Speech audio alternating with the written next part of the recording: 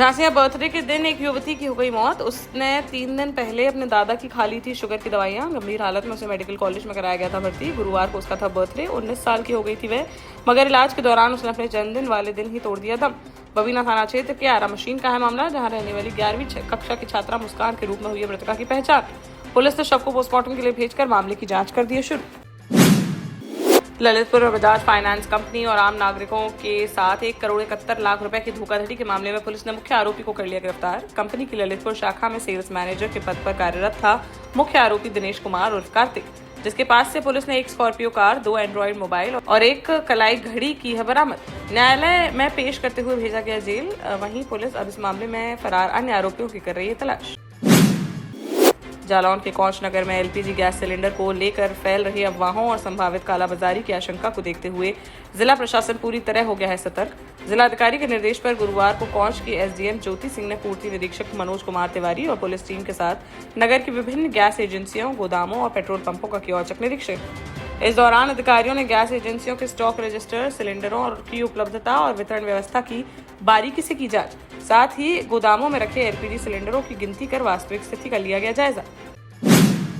महोबा में उत्तर प्रदेश आपदा मित्र एसोसिएशन ने अपनी 7 सूत्रीय मांगों को लेकर किया प्रदर्शन। जिला अध्यक्ष महेंद्र कुमार के नेतृत्व में बड़ी संख्या में आपदा मित्रों ने जिलाधिकारी के माध्यम से भारत के गृह मंत्री को भेजा ज्ञापन, जिसमें 20 लाख रुपए का बीमा, नियमितीकरण और 26,910 रुपए प्रतिमाह वेतनमान सहित कई प्रमुख मांगे की है शामिल। आपदा मित्रों का कहना है कि उन्होंने वर्ष 2018 से कोरोना काल, कुंभ मेला, माघ मेला और गणतंत्र दिवस परेड जैसे महत्वपूर्ण आयोजनों में प्रशासन के साथ मिलकर किया है काम। आपदा के समय महत्वपूर्ण भूमिका निभाते रहे हैं वे, लेकिन उन्हें अभी तक नहीं मिला है उचित मानदेय और सुरक्षा।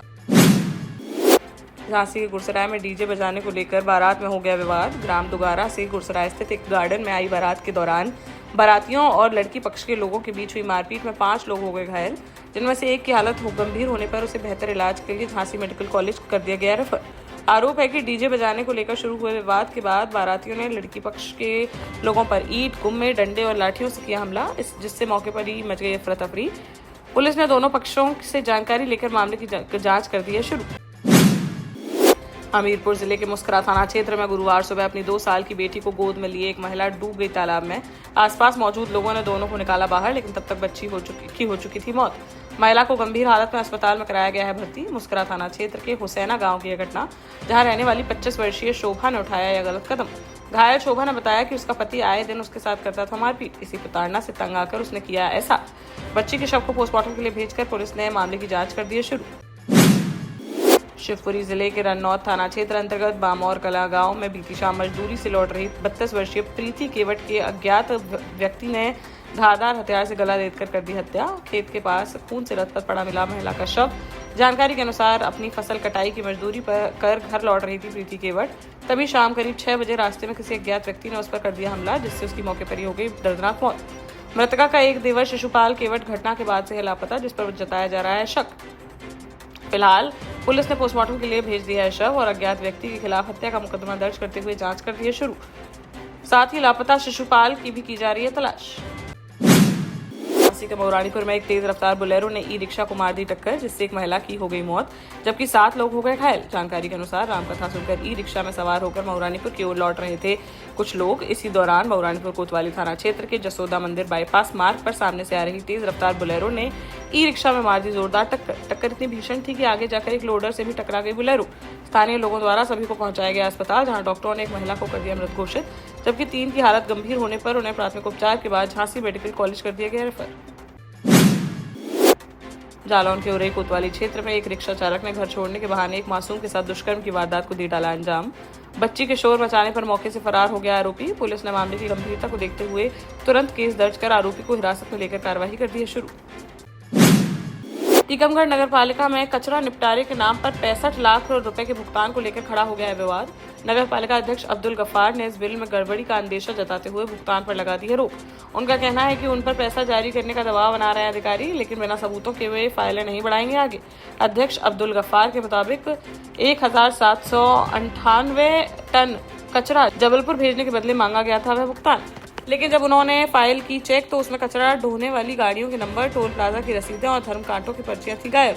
उन्होंने साफ कर दिया है कि सिर्फ एक लेटर के आधार पर लाखों का नहीं किया जा सकता है भुगतान। झांसी के टहरौली थाना क्षेत्र अंतर्गत बमनुआ गांव में बच्चा चोरी की आशंका के चलते ग्रामीणों ने एक संदिग्ध व्यक्ति को पकड़कर पुलिस के कर दिया हवाले। इसी दौरान पुलिस ने तहसील टहरौली परिसर से एक महिला को भी ले लिया हिरासत में। पुलिस अब इन दिनों संदिग्धों को हिरासत में लेकर बच्चा चोरी की आशंका के संबंध में कर रही है गहन पूछताछ पूरी होने के बाद ही सच्चाई आ सकेगी सामने। बांदा में आयकर विभाग की देखने को मिली बड़ी कार्रवाई, जहां विभाग की टीमों ने हमीरपुर सदर से पूर्व विधायक और चौधरी ऑटोमोबाइल के मालिक युवराज सिंह, महोबा के पूर्व बसपा प्रत्याशी दिलीप सिंह, कबरई स्थित 3 थ्रेशर कारखाने, बांदा की पीली कोठी निवासी बिजली विभाग के ठेकेदार हिम्मत सिंह, अवनी परिधि अस्पताल के मालिक अज्ञात गुप्ता, शिवशरण सिंह, शशांक शेखर और राहुल सिंह समेत कई कारोबारियों के ठिकानों पर की है कार्रवाई।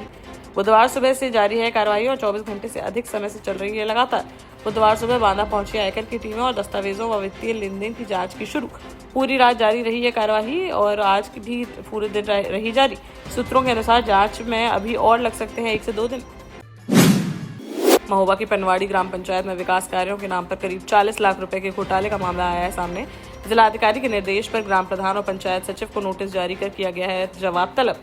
मामले की गंभीरता को देखते हुए अजीत कुमार ने भी अपनाया है कड़ा रुख। उन्होंने कहा कि विकास कार्यों में किसी भी प्रकार का भ्रष्टाचार नहीं किया जाएगा बर्दाश्त, और यदि जांच में फर्जीवाड़े की होती है पुष्टि तो दोषियों के खिलाफ की जाएगी सख्त कानूनी कार्रवाई। झांसी में रेप के आरोपी अखिलेश पाल को कोर्ट ने 10 साल के सश्रम कारावास की सुनाई सजा, जिसने 4 साल पहले घर में घुसकर छात्रा से किया था रेप। कोर्ट ने आरोपी पर 25,000 रुपए का लगाया है जुर्माना, भी नहीं देने पर 1 साल की काटनी होगी अतिरिक्त जेल। गुरुवार को न्यायालय संख्या 2 के अपर सत्र न्यायाधीश अनुभव द्विवेदी ने सुनाया है फैसला। आरोपी अखिलेश पाल पुत्र गुरुदयाल पाल रक्सा के सिमरा गांव का है निवासी। घटना के समय शहर कोतवाली थाना क्षेत्र के दतिया गेट बाहर नक्टा चौपड़ा में रहता था वह। दतिया जिले के इंदरगढ़ थाना क्षेत्र में पचोखरा मोड़ के पास बीती रात करीब 8 बजे रेत से भरे एक ट्रैक्टर ट्रॉली ने बाइक को मार दी टक्कर। इस हादसे में बाइक सवार पति पत्नी की मौके पर ही हो गई मौत, जबकि उनकी 2 साल की बेटी गंभीर रूप से है घायल। 3 महीने की एक और बच्ची झाड़ियों में गिरने से है सुरक्षित। पुलिस के अनुसार पंडोखर थाना क्षेत्र के ग्राम सदका निवासी भूपेंद्र परिहार अपनी पत्नी रोशनी परिहार के साथ बुधवार को गए थे अपनी बहन के घर। उनके साथ 2 साल की बेटी रुचि और 3 माह की एक अन्य बेटी भी गई हुई थी पचोखरा गांव। रात करीब 8 बजे एक ही बाइक पर सवार होकर लौट रहा था पूरा परिवार, तभी पचोखरा मोड़ के पास हो गया है हादसा। मासूम बच्चों के सर से उठा माता पिता का साया, परिजनों का रो रो कर हुआ बुरा हाल। झांसी पत्रकारों के संगठन झांसी मीडिया क्लब का 13वां होली मिलन समारोह कवि सम्मेलन और सांस्कृतिक कार्यक्रमों के बीच फूलों की होली के साथ हो गया संपन्न। झांसी मीडिया क्लब के अध्यक्ष मुकेश वर्मा के नेतृत्व में आयोजित समारोह का मां सरस्वती के चित्र पर माल्यार्पण कर किया गया शुभारंभ। इसके बाद कवि पवन तूफान, सत्यप्रकाश ताम्रकार, हास्य व्यंग कवि मकीन कौचवी, रिपुसदन नामदेव, मोनिका पांडे, मनु श्रृंगार लखनऊ, वैभव दुबे कानपुर, आजाद अनजान कवियों ने अपनी कविताओं से श्रोताओं को कर दिया मंत्रमुग्ध। तत्पश्चात अंतर्राष्ट्रीय ख्याति प्राप्त राधा प्रजापति एंड ग्रुप ने सिलसिलेवार सांस्कृतिक कार्यक्रमों की दी प्रस्तुतियां। मुख्य अतिथि के रूप में उपस्थित सदर विधायक पंडित रवि शर्मा ने कहा कि ऐसे कार्यक्रमों में बढ़ता है आपसी मेल मिलाप। विशिष्ट अतिथि समाजसेवी डॉक्टर संदीप सरावगी, सपा जिलाध्यक्ष ब्रजेंद्र सिंह भोजला ने झांसी मीडिया क्लब के कार्यक्रम की काफी सराहना।